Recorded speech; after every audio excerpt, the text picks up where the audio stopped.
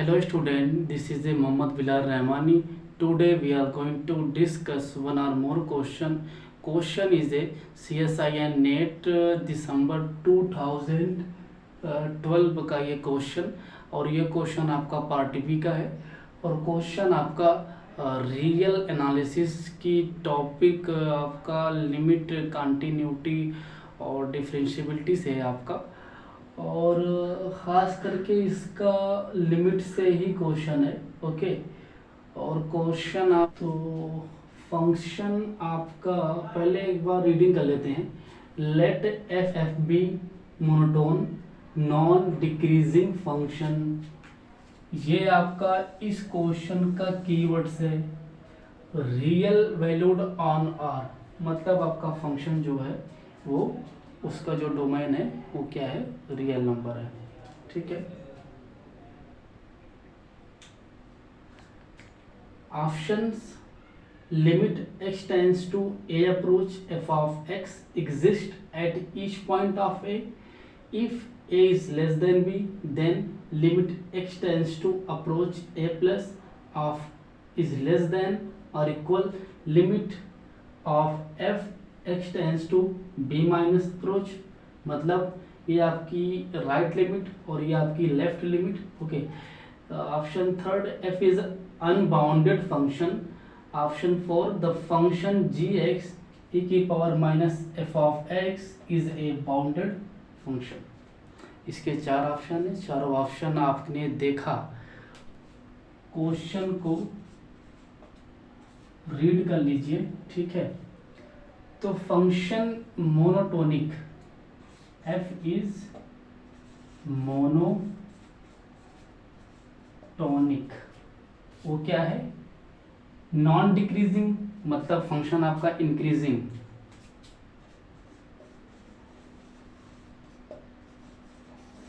आपका जो फंक्शन है वो इंक्रीजिंग फंक्शन है। ठीक है,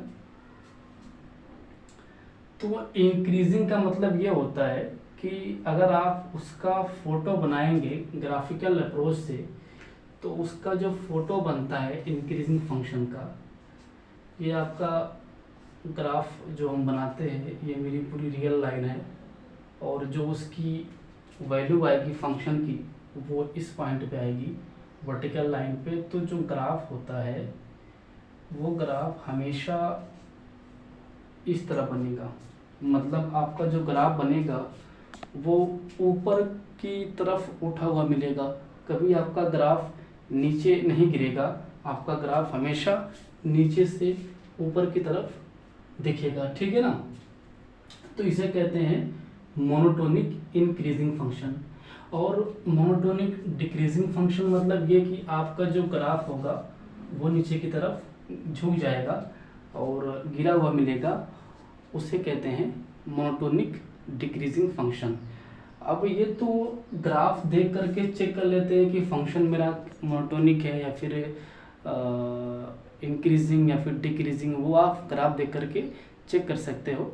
लेकिन कई बार डेफिनेशन, मतलब इसकी जो डेफिनेशन है वो भी आप किताब में देख सकते हैं, मैथमेटिकल लैंग्वेज क्या है इसकी। ठीक है, और ये तो ग्राफिकल अप्रोच है कि अगर ग्राफ आपका गिरा हुआ है तो फंक्शन आपका डिक्रीजिंग, अगर आपका ग्राफ उठा हुआ है तो फंक्शन आपका इंक्रीजिंग। ओके, तो f इज मोनोटोनिक इंक्रीजिंग, तो ऑप्शन फर्स्ट को पकड़ता हूँ। अगर मैं f of x equal to greatest integer function ले लिया, ओके, ग्रेटेस्ट इंटीजर जो फंक्शन है इसकी अगर आप ग्राफ बनाओगे तो इसकी ग्राफ इस तरह से मिलेगी, इधर ओके ये पॉइंट, फिर आपका ये पॉइंट, ठीक है, फिर ये पॉइंट, ओके, फिर आपका इधर, ठीक है, ये पॉइंट, ठीक है, और आपका ये पॉइंट, ठीक है। ये आपका ग्राफ बनेगा ग्रेटेस्ट इंटीजर फंक्शन का। ग्राफ कैसे बनता है इसको आप क्लास 12 से पढ़ते जा रहे हो। ठीक है, तो ग्राफ आप बना सकते हो। तो इसका ग्राफ बनाओगे तो फंक्शन इस तरह दिख रहा है। ठीक है, तो आपका ये फंक्शन क्या है, मोनोटोनिकली इंक्रीजिंग है। आपका ये फंक्शन मोनोटोनिकली इंक्रीजिंग फंक्शन आपका जब ये हो गया तो इसकी जो लिमिट निकालेंगे आप 0 पर, इसकी लिमिट 0 पर एग्जिस्ट नहीं करेगी, ठीक है। अगर आप इसकी लिमिट निकालते हो 0 पर, तो 0 पर और जितने सारे इंटीजर्स हैं सारे इंटीजर्स पर इसकी लिमिट एग्जिस्ट ही नहीं करती है, ओके। तो इसकी लिमिट एग्जिस्ट ही नहीं करती है, तो कह रहा है कि फंक्शन की लिमिट हर पॉइंट पर, डोमेन के हर पॉइंट पर इसकी लिमिट एग्जिस्ट करेगी। ऐसा तो नहीं है कि हर पॉइंट पे एग्जिस्ट करे, इंटीजर छोड़ करके सारे पॉइंट पर, रेशनल इरेशनल पे इंटीजर आप निकाल दीजिए, ठीक है, उन सभी पॉइंट पे इसकी लिमिट एग्जिस्ट करेगी। सिर्फ आपका इंटीजर ही ऐसे पॉइंट है जहाँ पर इसकी लिमिट एग्जिस्ट नहीं करेगी। तो इन्होंने कहा है फॉर ईच, तो फॉर ईच नहीं, कम से कम एक ऐसा पॉइंट मिल गया जिसके लिए लिमिट एग्जिस्ट नहीं करेगी, तो आपका ये option first is discard, okay. तो अब देखिए इन्होंने ये कहा है ऑप्शन सेकंड में, ऑप्शन सेकंड को अभी थोड़ा होल्ड रखिएगा, पहले ऑप्शन थर्ड को पकड़ता हूँ मैं। f इज अनबाउंडेड, अगर मैं f को f of x equal to 2 ले लेता हूँ, ये फंक्शन आपका इंक्रीजिंग है, ठीक है। आपका ये फंक्शन कैसा है, कांस्टेंट फंक्शन है, आपका ये फंक्शन इंक्रीजिंग है। वो आप डेफिनेशन अप्रोच से, मैथमेटिकल अप्रोच से आप इसको चेक कर सकते हो, ठीक है। आपका ये फंक्शन क्या है, डिक्रीजिंग है।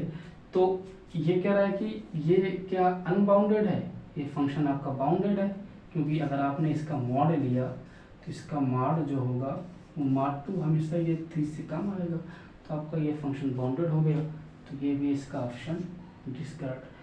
अब ये कह रहे हैं कि ऑप्शन फोर्थ इनका जो कह रहा है, इन्होंने एक नया फंक्शन बनाया है g(x) और e की power minus F of x is a bounded, ठीक है। अगर मैं एफ ऑफ एक्स को ये ले लेता हूँ लाइन x, तो ये मेरा क्या है, ये जो मेरी एफ ऑफ एक्स की, तो ये जो लाइन दिख रही है आपको, ये लाइन क्या है, ये तो लाइन है ये, तो ये फंक्शन आपका क्या है, इंक्रीजिंग है। तो अब अगर आप g ऑफ x निकालोगे e की पावर माइनस एक्स, तो ये फंक्शन बाउंडेड है, ये फंक्शन नहीं बाउंडेड है, आपका ये फंक्शन बाउंडेड ही नहीं है। तो इन्होंने कहा है कि ये फंक्शन बाउंडेड है, विच इज़ कॉन्ट्राडिक्शन, क्योंकि अगर आप इसका ग्राफ बनाओगे तो इसका ग्राफ इस तरह बनेगा, और ये आप ये सेट सॉरी इससे टच नहीं होगा, कभी इसके टच नहीं होगा, और इसका जो ग्राफ बनाएंगे इस तरह बनेगा, और ये फंक्शन आपका बाउंडेड नहीं है। तो इन्होंने कहा है कि फंक्शन बाउंडेड है, इसके ये भी ऑप्शन डिस्कार्ड हो गया, ठीक है। तो आपका ये फंक्शन, इन्होंने जो भी इसके 3 ऑप्शन डिस्कार्ड कर दिया मैंने काउंटर एग्जांपल से। अब आपका बचा है ऑप्शन सेकंड, ये आपका ट्रू हो गया, और ये आपका रिजल्ट भी है, ठीक है। ये आपका एक रिजल्ट है, और इसका proof you can skip, but result ये मोस्ट इम्पॉर्टेंट, ठीक है। इसके 3 ऑप्शन काउंटर एग्जांपल पे बने हुए थे, वो ऐसे ही ऑप्शन बनाते ही हैं, उसमें एक रिजल्ट वो डाल देंगे और उसका एप्लीकेशन और उसके 3 ऑप्शन वो काउंटर एग्जांपल पे ही बना देते हैं, ठीक है। तो इस तरह से क्वेश्चन सोचते हैं। Thank you for watching this video.